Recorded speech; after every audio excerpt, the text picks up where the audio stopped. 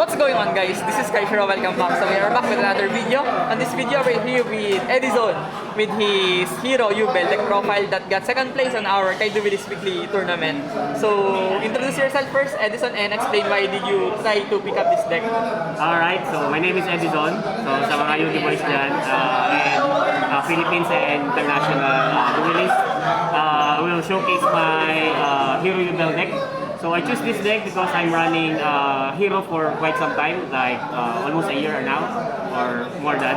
And on the contrary of the current meta, which is more of Yubel decks nowadays in Philippine meta, I choose to splash, not really splash, but we all know that Yubel and heroes are have a synergy since it's a both cards of Jaden Cupid. So I'm a fan of GX, so I'm a fan of GX era. So now I will showcase my hero Yubel. First, Okay, let's proceed to your deck profile. for the main deck, I'm running one Yubel and two Spirit of Nubel. So for the monsters, and for heroes we have one Neos and two Spirit of Yubel, Spirit of Neos. So this is the package for battle phase. So we all know the effect of Spirit Yubel. So it's a good thing to have this engine because it will this one will get your Yubel engine, and for this one this will go for your Neos and Hero engines. Okay. So we're running 2 and 1 and 1. Next, for Hero staples or Hero engines, we have one Stratos, one Liquid Soldier, and one Shadow Mist. So only one for each because it's very easy to access all of the hero cards in this deck. And also, we are running one Elemental Hero Prisma. This is my one card Phantom of Yubel. So it's a very good tech card in this deck. You can summon this or by Hero Lids. You can reveal a fusion material that includes Yubel. For example, this one.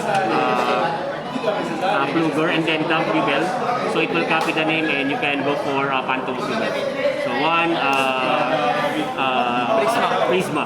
So for New Station, I'm only running one New Station Aqua Dolphin for Ian Engage only. So one Aqua Dolphin, one Vision Hero Bion for Vision combo line.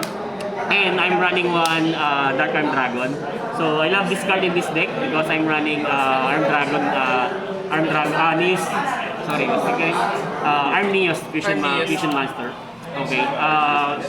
There is a one game, I forgot the matchup, but I managed to special this and pop cards on the opponent's board. So it's very nostalgic to use this card because way back 2011, 2010, Dark Arm is a very OP card. So I'm very happy to summon this card again. So having 3 cards in the 3 dark in the graveyard, the special Dark Arm Dragon is a very fulfilling to do. Okay.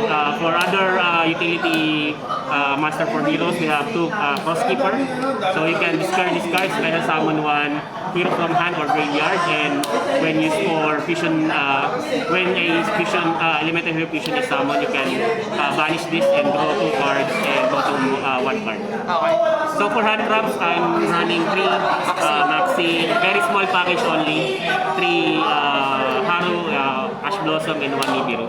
So Nibiru is still good for Yubel decks because you can wipe your opponent's board and go for Yubel play and attack your opponent's Nibiru for heavy damage. So that's all for my hand trap. So for the spell cards, we are running 3 EN Engage Shuffle, EN Engage. So this is the ace card of this deck. So this is a very good spell card in Neos build.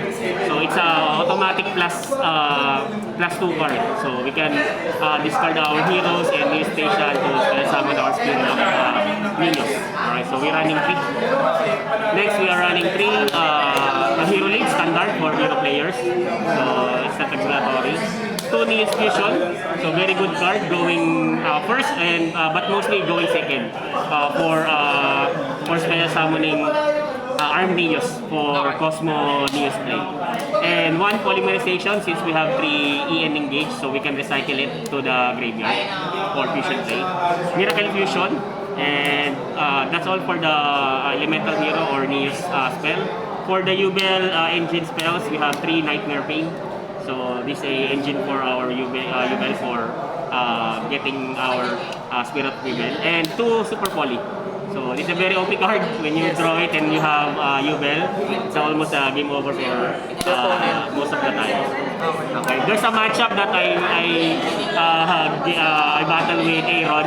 So, but luckily he's playing voiceless. So even I activated this, he's still able to spell summon his voiceless shenanigans. So it depends on the matchup. But every deck can surpass this deck. Every deck can obliterate by this card. Alright. So, 1 emergency call for adding elemental heroes. 1 EN shuffle. This is very good because when I'm hand trap, getting hand trap, example, I summon my hero fusion. I can activate this, return my elemental hero from my field to the deck, and then spell summon Prisma for go to Phantom of Yubel. So, it's a very good clutch card. Next, 1 Rota for utility cards, 1 cross out designator, and 2 by the grave. And for the trap cards, we are running 2. Okay, first we have favorite contact, and then the eternal favorite. So for those who doesn't know, I said that Yubel and hero cards are jamming together or have a synergy because when you summon the Flaming Man, you can add eternal favorite because it has a name that favorite in this card text. So these both cards can added by the Flaming Man version. Okay, so that's all for the main deck. For the extra deck, we are running 1 Yubel, the Loving Defender. So only 1 of this. So you know the effect of this. You can obliterate your opponent's board by Super Poly and inflict damage to the equal of the monster that is for material. And we are running 1 Phantom of Yubel. So I'm kind of short of using 1 because some of my games I needed another copy, but still it does the job for negating monsters or hand traps and spell summoning Yubel for my deck. Next we are running 1 Elemental Hilo Kruger. So its material is Yubel and Neos. So another synergy for Yubel and Hero. So these are our hero fusions. Next, we are running 1 Wake Up Your Elemental Hero. So our OTK card. And 2 Shining Neos Wingman. So this is a very good interruption, another layer of destruction on opponent's turn. And cannot be destroyed by battle and cannot be returned to the extra deck when spell summoned by favorite contact. Alright. Next, we are running 1 Arm Neos. So this is a very OP card also, going second. I have a match that I managed to spell summon it, attack on the opponent's monster. During his turn, I tribute it and spell summon Cosmo Neos. So this is a very powerful combo for this deck. So we all know that Cosmo Neos is like a calamity. Your opponent cannot activate cards on the field. So after this, you can OTK your opponent on the next turn. So running this is very powerful. For standard, Hero's Fusion, Sunrise, and Flaming Man. So Infernal Rage can add the Eternal Favorite and the Favorite Contact. So material also for Shining Wingman. For Super Poly target, we have Garura and Mad Dragon, so standard. And also another fusion, Aqua Neos and Brave Neos for variation for Neos fusion. Alright. And lastly, we're running Infernal Divider. So this is very good because when this card is summoned, you can add up to 2 materials for a fusion monster. So whenever you reveal Fluger, so you can add Neos and Yubel. So it's a instant +2 on your deck, on your hand. Okay, so that's all for our extra deck. So for my side deck, we are running 3 Lava Golem.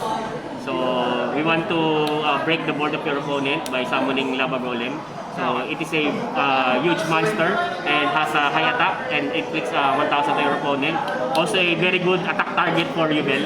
Alright, so we're running 3. Second copy of Nibiru. Okay, so another board wiper and another attack target for Nightmare Pain and Yubel. So So going second spell cards, we are running 1 triple talent thrust, tactic, talents, and HFD for backthrow removal. Okay. And this is my tech card. I'm always using this for my hero decks. So we are running 3 Artifact Sanctum and Artifact Sight. So basically this is my side deck for Tenpai matchup for Sight, and this one is for Melodious. Melodious. Or some decks that Wanderers. Yes, Wanderers also. So it's a very good counter for extra deck master.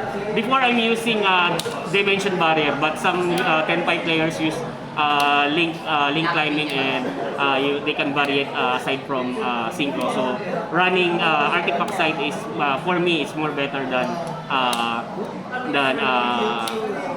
Barrier. Dimension Barrier, and it can also be set going first by triple tactic talent, triple tactic thrust. So this is my Artifact bundle, and for board breakers we are running 2 evenly match. Most of the time I use this for game 2.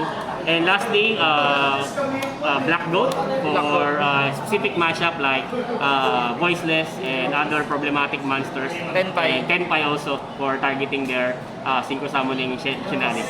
So, any shoutouts or message before we end this video? Yeah, using this deck, I am very surprised because this is the first time I use this. Although I use this on online simulator, and I'm very surprised that it turns well in this tournament. So shoutouts to Kai-Duelists, all players that played today. So hopefully we will have another big tournament like this because we have a lot of players today. So shout out to all duelists here in the Philippines, and peace out. Okay.